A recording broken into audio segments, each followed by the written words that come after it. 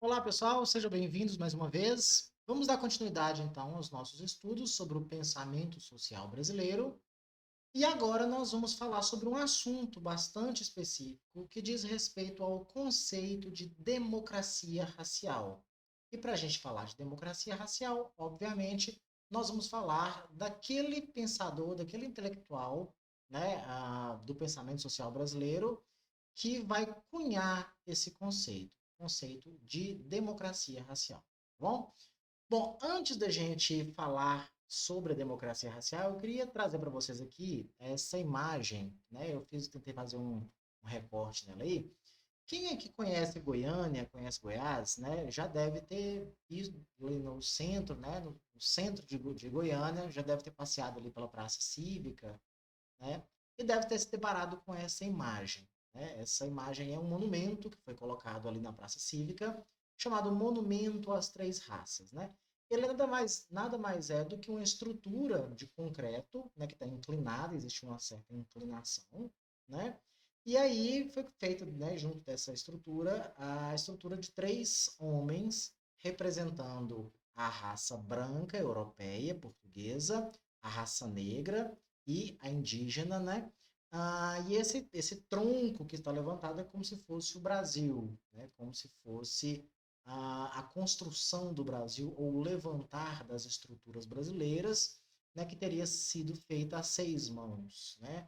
Então, essa imagem ela é interessante porque ela traz uma representação de harmonia, né? Que é bem propícia àquilo que nós vamos chamar aqui de democracia racial, né? Note que nela há demonstrado, ou pelo menos há a percepção aqui do artista, né, de que brancos, negros e indígenas construíram de modo harmonioso o Brasil, ou que o Brasil que está levantado hoje foi construído, né, a seis mãos, e veja que esta harmonia ela esconde todo o processo de colonização e de violência, né, pelos quais sofreu, sobretudo, o negro, né, o negro escravizado, e o indígena, também escravizado e depois dizimado, né, em diversos lugares.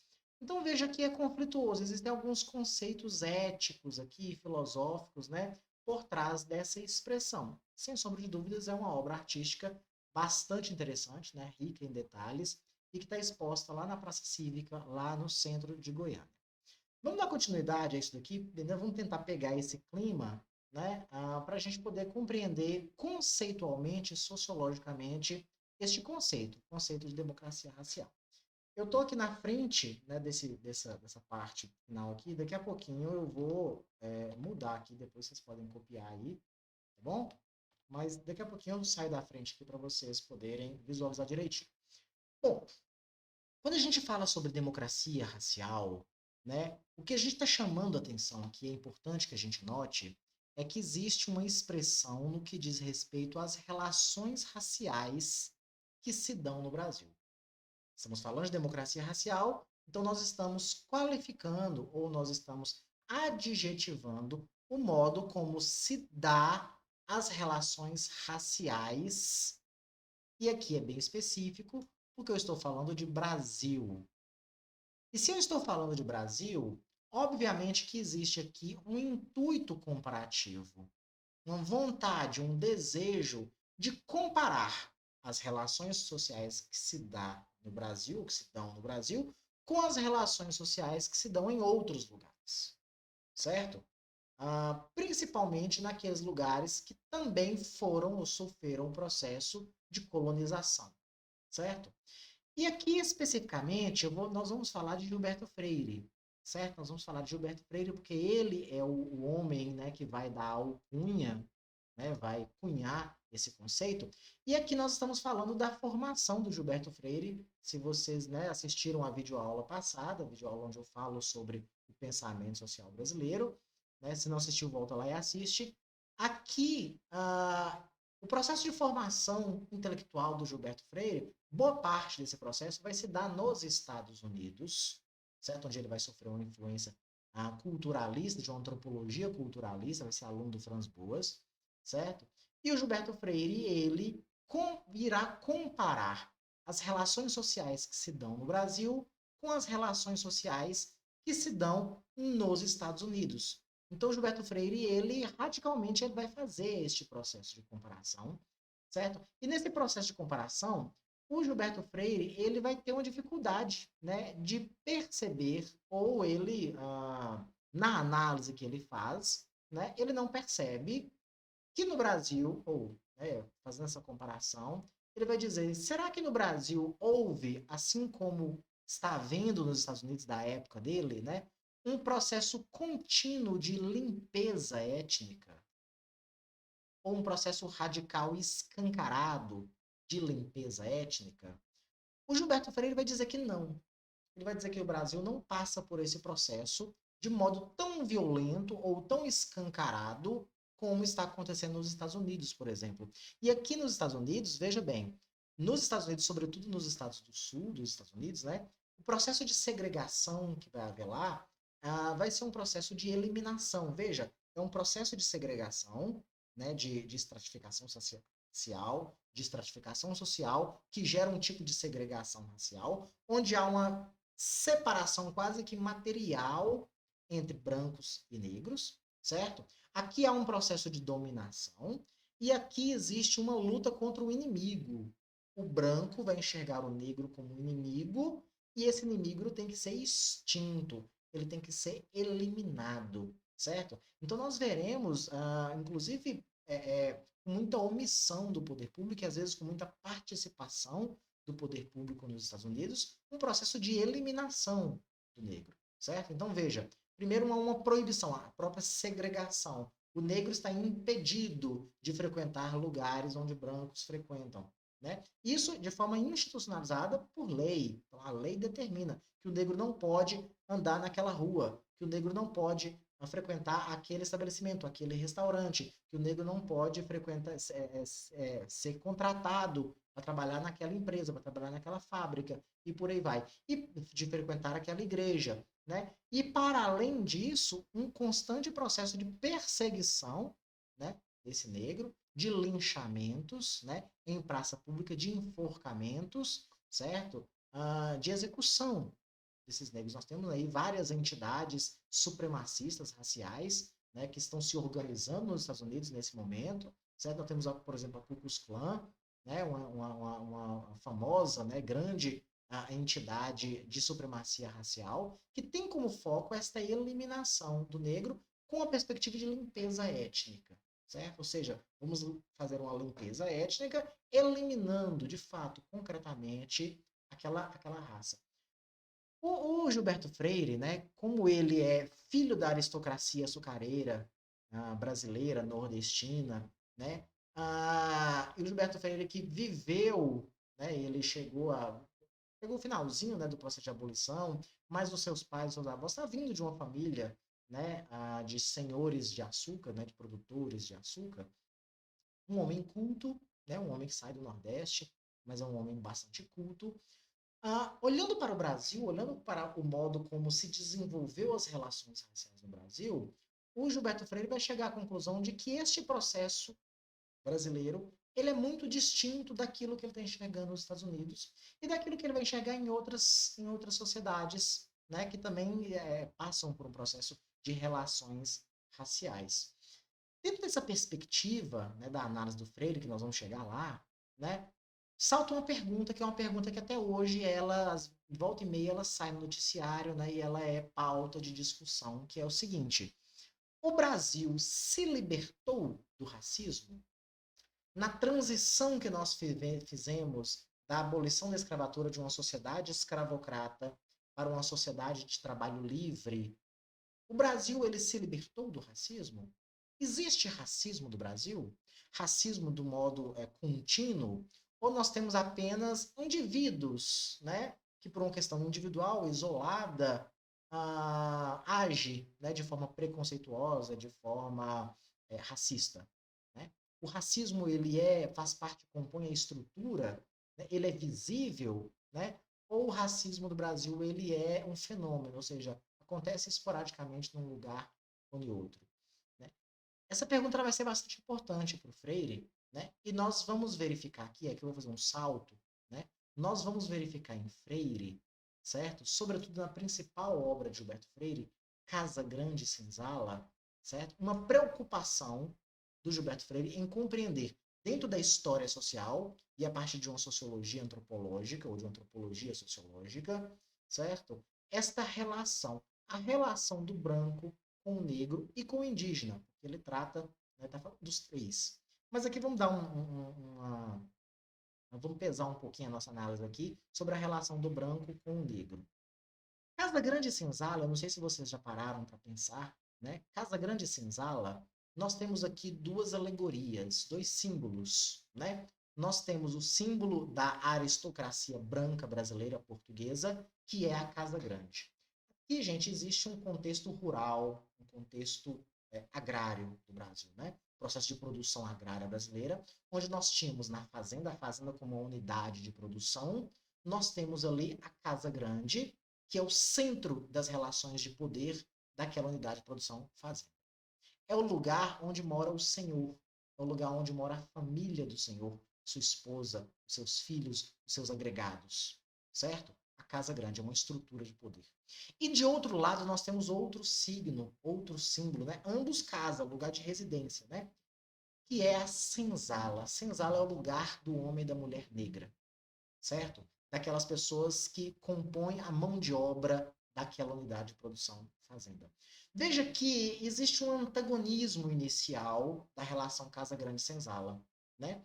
Quando eu coloco os dois símbolos juntos, a primeira sensação que eu tenho é uma sensação de oposição e de antagonismo. A Casa Grande representando um mundo e a Senzala representando o outro. Contudo, note que nessa representação aqui, Gilberto Freire ele coloca este signo aqui, né? Que é um signo que cria uma aproximação. Casa Grande e Senzala. Não é Casa Grande contra Senzala, Casa Grande versus Senzala. Casa Grande e Senzala. Aqui existe uma conotação que é uma conotação de junção. E o Gilberto Freire vai fazer um esforço analítico, sociológico, obviamente dentro do tempo dele, de compreender o seguinte, de compreender como que se dá esta junção do homem branco, primeiramente este homem branco que chega no Brasil, né, a partir do descobrimento, encontra sociedades indígenas, e aqui já começa um processo de incorporação cultural do indígena, certo? O modo de cozinhar, o modo de se higienizar, e por aí vai. E outras tantas, né? Medicamentos, remédios, e por aí vai. De se benzer, né? De se lavar espiritualmente, por aí vai. Aqui existe um contato, e aqui no processo de formação do povo brasileiro, Gilberto Freire já dá indícios de que este povo brasileiro não é simplesmente um europeu que vem e domina e impõe totalmente sua cultura. Há, obviamente, esse processo. Gilberto Freire não se furta a perceber esse processo, mas ele vai dizer que nesse processo há também uma absorção. Este homem branco, este português branco, essa família branca portuguesa que está aqui, ela também absorve muito do indígena. E com o processo de escravização, de importação de mão de obra negra para ser escravizada, né, o Gilberto Freire ele vai dialogar com o modo, principalmente, a participação da mulher negra, e eu coloco aqui, a participação da mulher negra e a participação da criança negra neste sistema familiar que compõe a Casa Grande. Veja bem, a grande tese de Gilberto Freire, né, é que o Brasil se forma como uma grande sociedade patriarcal. Por patriarcal, é importante que a gente se atente ao signo, né? Patriarcal, que lembra a ideia de pai, né? Uma sociedade patriarcal é uma sociedade dominada por homens, ela é machista, certo? Mas um homem que ele lida com as coisas, ele lida com os objetos e ele lida com as relações humanas num instinto quase que paternal e patriarcal. Existe aqui um patriarcado e um paternalismo. Patriarcal no sentido do patrimônio, tudo pertence àquele indivíduo, e também existe uma paternalidade, porque ele é o senhor que age como pai, que é patriarca. Então, aqui tem dois signos aqui, o patriarcal e o paternal. Dentro dessa relação, A senzala, ela vai aparecer como uma extensão da Casa Grande. Veja que aqui não há um instinto de oposição. Gilberto Freire vai dizer que a senzala ela é uma extensão da Casa Grande. Em que sentido? Primeiramente, vamos falar aqui sobre o papel da mulher, para a gente poder entender essa extensão, né? A gente entende aqui, né, qual que é o papel do negro. O Gilberto Freire tá dissertando sobre qual que é o papel do negro na constituição da sociedade brasileira. Ele vai falar sobre o papel do homem branco, ele vai falar sobre o papel do indígena, mas nós vamos dar um peso aqui na análise que o Freire faz sobre qual que é o papel do negro na constituição do povo brasileiro, certo? Veja que aqui Gilberto Freire não está dizendo que o português ele é a sociedade brasileira. Há uma junção das três raças, aquilo que está representado naquele monumento, naquela fotografia que eu apresentei para vocês. E o Freire ele vai se preocupar aqui com o papel do negro na sociedade brasileira, e neste papel do negro, na constituição da sociedade brasileira, Gilberto Freire vai dar um peso muito importante ao papel desempenhado pela mulher negra na sociedade brasileira. Veja bem, primeiro, um papel de substituição da mãe. Dentro da casa grande, né, existe a negra, a mulher negra, é a mulher, é a composição da senzala que invade a Casa Branca. É a parte da senzala que está literalmente dentro da Casa Branca. Primeiro é a mulher. A mulher que cozinha, e aqui existe uma análise muito detalhada do Freire, né? O livro do Freire é bem grande, e existe uma composição quase que de história social, mas também etnográfica disso daqui, que o Gilberto Freire vai ter algumas análises que são um pouco pesadas, né? Mas veja, o papel da mulher que cozinha, o papel da mulher que alimenta aquela família, o papel da mulher que é ama de leite dos bebês brancos, que amamenta, que conta história, que acaricia, que adula, certo? É interessante que existe uma poesia, um poema do Carlos Drummond de Andrade, né, que é mais ou menos desse período também. Eu não me lembro o nome do poema agora, né, mas eu vou procurar e deixar aqui na descrição do vídeo para vocês, né? Onde o Carlos Drummond de Andrade ele fala alguma coisa, né, de uma lembrança antiga, de uma lembrança familiar, certo? De uma lembrança da infância, onde ele sente cheiro, onde ele sente sabor da cozinha e tal. E é uma lembrança onde ele está, toda a poesia dele, ele está lembrando, entre aspas, da mãe preta. Veja, a mãe preta é quem? É aquela mulher que acaricia, aquela mulher que alimenta, aquela mulher que adula, aquela mulher que canta canções de niná, aquela mulher que bota para dormir, né? E é uma lembrança desse processo. A mulher negra que cria o senhorzinho branco. Gilberto Freire vai ser muito preciso nessa análise, né? Porque ele está dizendo o seguinte, que a mulher negra, ela basicamente constitui ou forma, dá toda a formação psicológica das crianças brancas que depois se tornam senhores brancos. Senhorzinho, senhorzinha, né, senhorinho, senhorinha e por aí vai.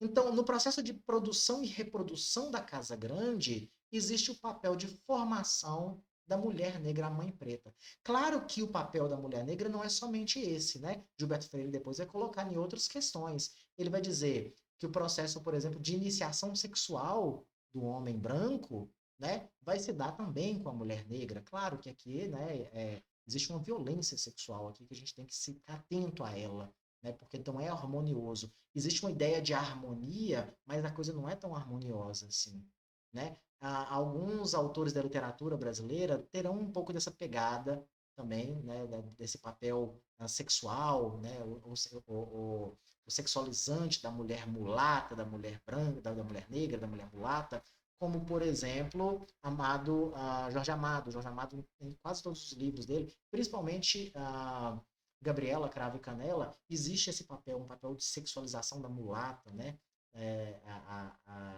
A mulher, aquela cor do pecado e por aí vai.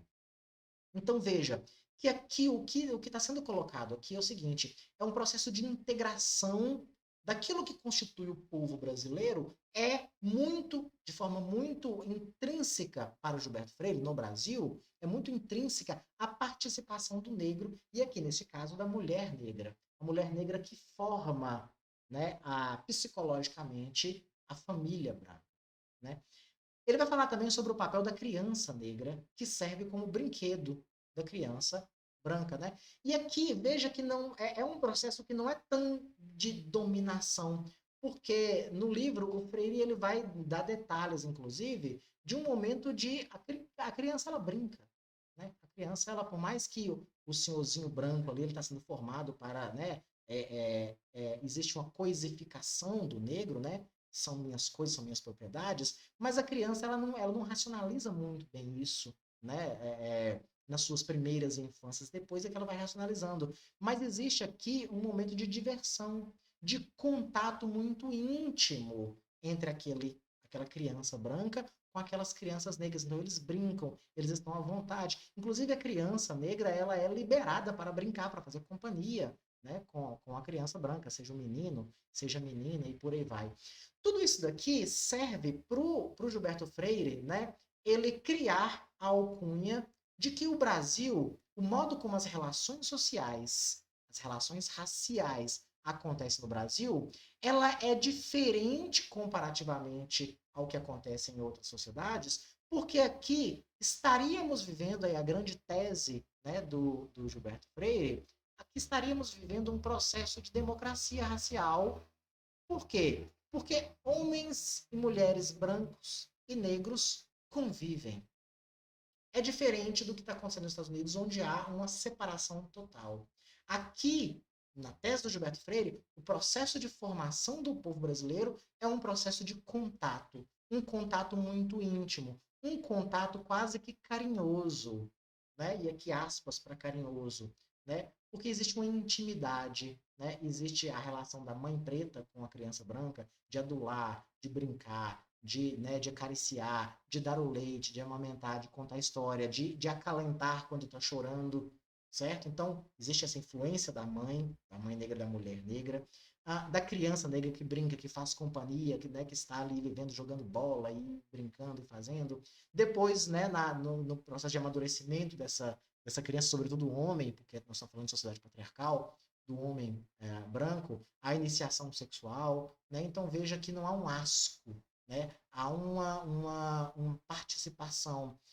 Veja que nesse processo, então, a senzala se torna uma extensão da casa grande, porque veja, o homem e a mulher negra de uma senzala, de uma grande casa, talvez para a sociedade, ele é mais importante ou ele vai ser mais bem tratado do que um homem livre, que seria, entre aspas, um Zé Ninguém.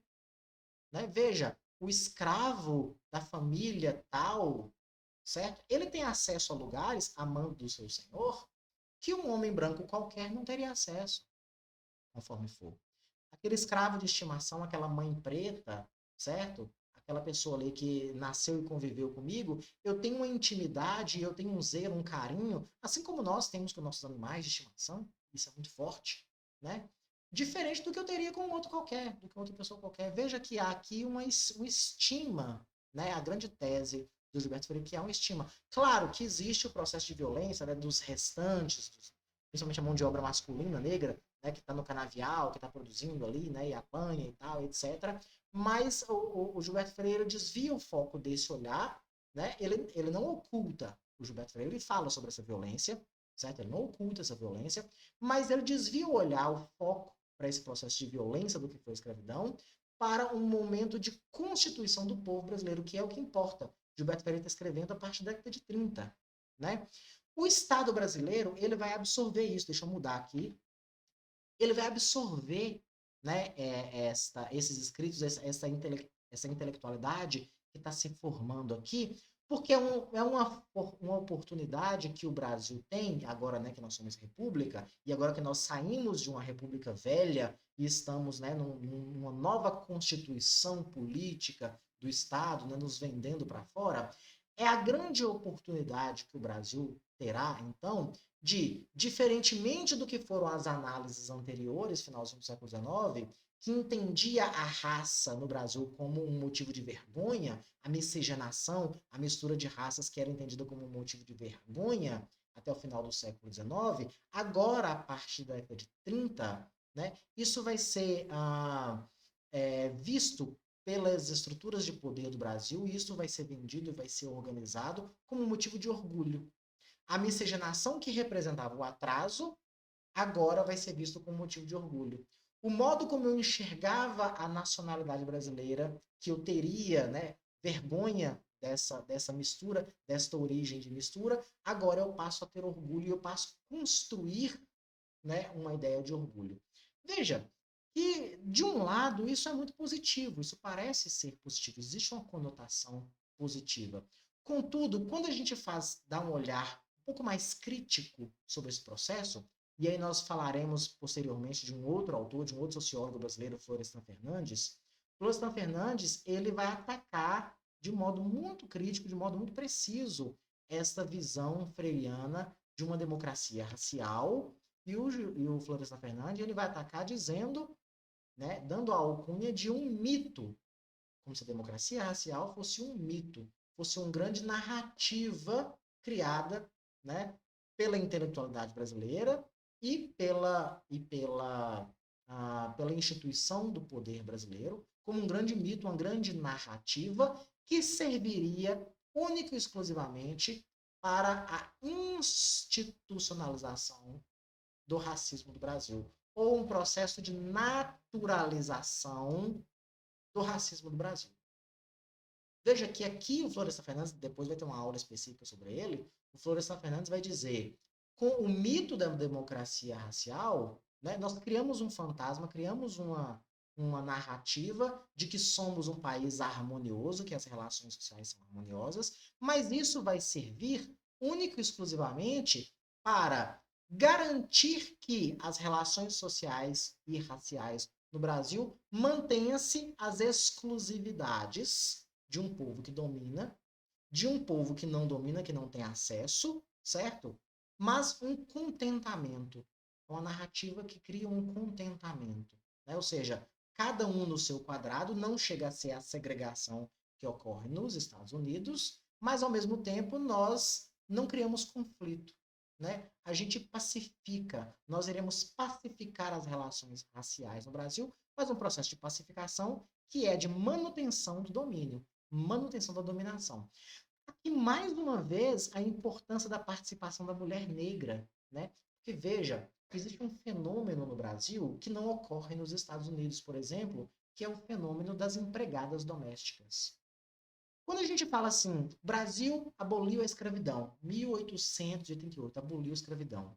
Nós tivemos um momento, né, um processo de imigração estrangeira branca, processo de branqueamento da população brasileira, que foi fortíssimo. E aí a grande pergunta é, para onde foi a população negra? Porque a população negra que sempre trabalhou na roça, ela foi impedida de continuar trabalhando na roça. Porque agora está vindo mão de obra, que são grandes latifúndios, né? Está vindo uma mão de obra branca fazer esse trabalho.